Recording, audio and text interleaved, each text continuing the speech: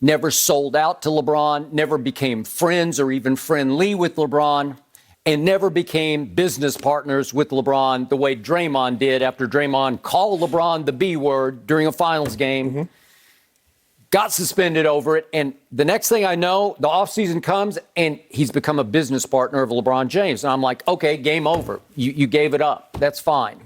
LeBron is highly likable. I think he's a nice guy.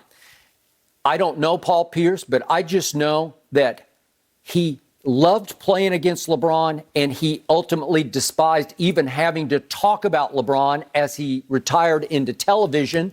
He had a hard time getting the words out of his mouth because he hated LeBron in the basketball, just in the basketball sense.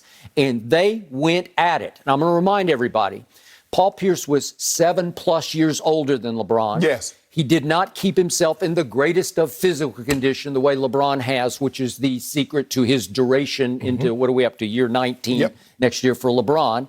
Paul wasn't going to last that long, but when Paul was the truth for the Boston Celtics, especially in 2008 and then 2010, he gave LeBron all LeBron wanted. I thought Paul outplayed him.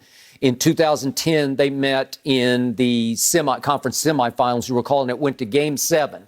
And all you blind witnesses out there, I dare you to go look up the play-by-play to that game down the stretch. Both of them had huge games. Paul had 41, 4, and 5. LeBron had 45, 5, and 6. But down the stretch, it's mano a mano. And I'm not saying Paul was a great defender, but he was a good one because he was wily, he was slick, and he would compete at the highest level and use every trick in the book. And he used them down the stretch. And over the last 2:20 of that game, LeBron went 0 for 3 from the floor and did make 1 of 2 free throws. But late in the game, it was 16.5 seconds left. He could have cut it to 3, and he missed the second free throw. And Paul did make the 2 that iced the game with 7.9 seconds left. So that was Game 7 of 2008 when obviously Paul and company went on to win the NBA Finals, and he was the MVP. And he was a 10-time All-Star. And then it all culminated in 2010 when, obviously, once again, they met in the conference semifinals. And if you recall, LeBron played what I thought was his greatest game ever. You could say there are other bigger, like the Game 6 at Boston. And what year was that? 2011? Yeah, 2012. When he finally broke through and won his ring. But in that series, it was Game 3 at Boston Garden, and LeBron just went off. It was a Friday night, May the 7th, and LeBron went 38, 8, and 7 to put them up 2-1. And then Paul Pierce took the series over defensively, and LeBron was held over the next 3 games to 21 points, 11 rebounds, 8 assists. That's good, but he averaged 6 turnovers a game in those last 3 games. They lost all 3. LeBron was a -37 in those games. Paul was a +61 in those 3 games. And that was when a member or 2 or 3 members of the inner circle of LeBron James told ESPN that LeBron had to be sedated before those 3 games because of a locker room issue. I'll leave it at that. I was a little skeptical about that. And then Dan Gilbert, as you recall, said that accused LeBron of quitting over those 3 games. Yeah. So that was the peak of Paul Pierce versus LeBron was right there. Thereafter, LeBron just took over that rivalry, and it wasn't much of a rivalry. And especially when he got to Miami, he took it over. Well, I'm just saying. But Paul Pierce gave him all he wanted in 2008 and 2010, and he never backed off. He never gave in. But you got to tell the whole context. Yeah, I just did. Okay, 2008 and 2010, who did he have on his roster? Yeah, well, he's going against the quote-unquote best player on the planet. No. We remember that. It doesn't matter. Because Kevin Durant, you said yesterday, he didn't have anybody. Who was the MVP of the 2008 finals? Paul Pierce. Okay, so he was the best player of those big 3, right? Let me get to this. Actually, KG. But anyway, let me get to this. Start this first. I don't think Paul Pierce really understands how TV works. TV works like that. LeBron James is the biggest star in basketball. Well, sure. But I'm just saying that's how much he despised LeBron. He couldn't even get the name out of his mouth. He despised him because the man surpassed him. By LeBron's second year in the league, NBA, he was better than Paul Pierce was going to ever be.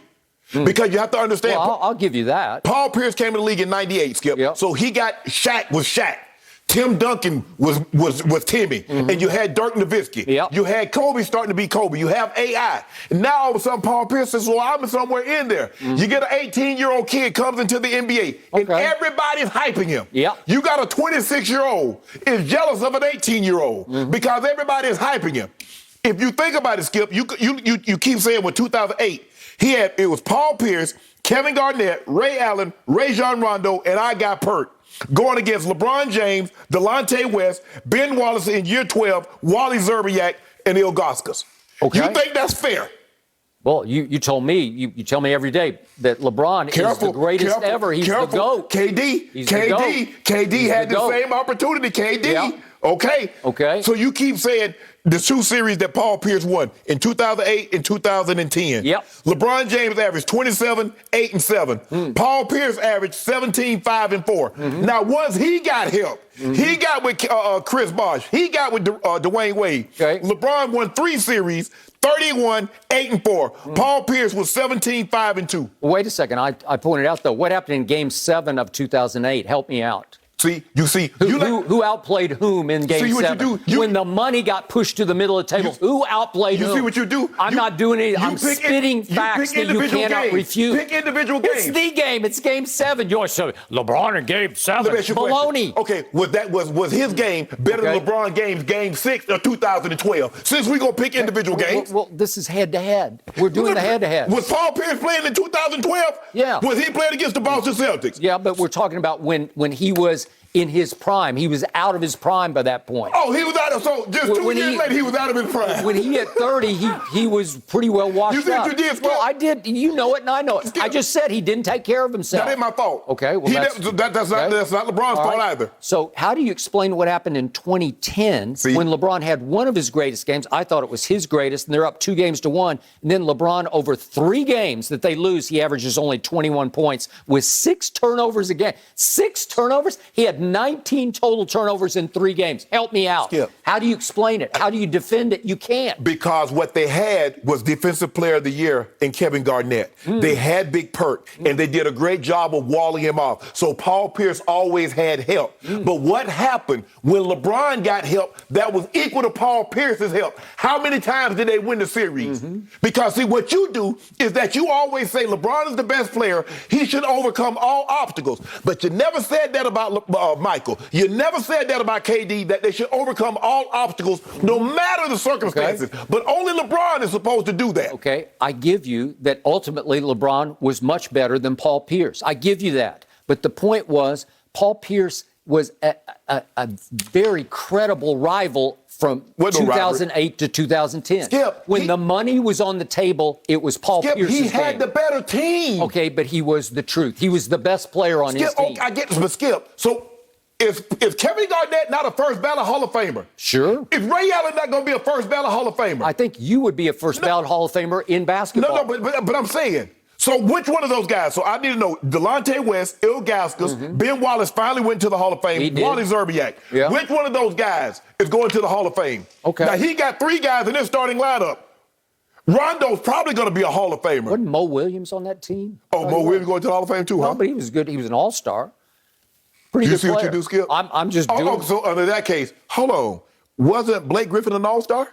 Wasn't DeAndre Jordan the all-star? Okay. Since you want to take all-stars, even though it was many, many years ago, you see what you do, Skip? Paul Pierce has never been a rival. The Hammer and rival? Skip. Are you kidding me? Skip. Hammer. He owned him through 2010. Owned him. No. Just flat out owned him. Made him quit, according to Dan Gilbert. Made him quit. Dan Gilbert, the owner wrote that he quit. Dan Gilbert is the jilted lover. You know what happens when people break up? They say you were terrible. You couldn't do this. You couldn't do that. Things they never said when we were together and everything was going great. But the moment things don't go great, you say all these negative things because you try to paint me in a negative light. But guess what? Even though Dan Gilbert said all that, who got their ass on a plane and went like a thief in the night down to Fort Lauderdale to have a meeting with Rich Paul and LeBron James? Tell the people at home who did that. Ilgauskas.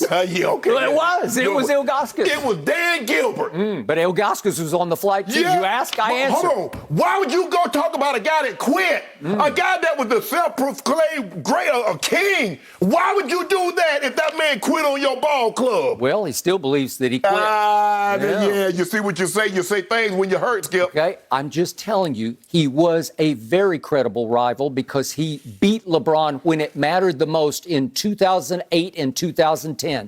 And the point was that he never let it go. He never sold out to LeBron the way everybody does because he's the face of the league. He never buddied up. He never got close. He never befriended LeBron, and I respected that.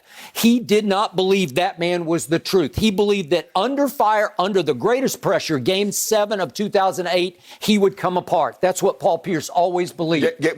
But see, you love to say that he came apart when you got the better team. What happened when LeBron had a comparable team?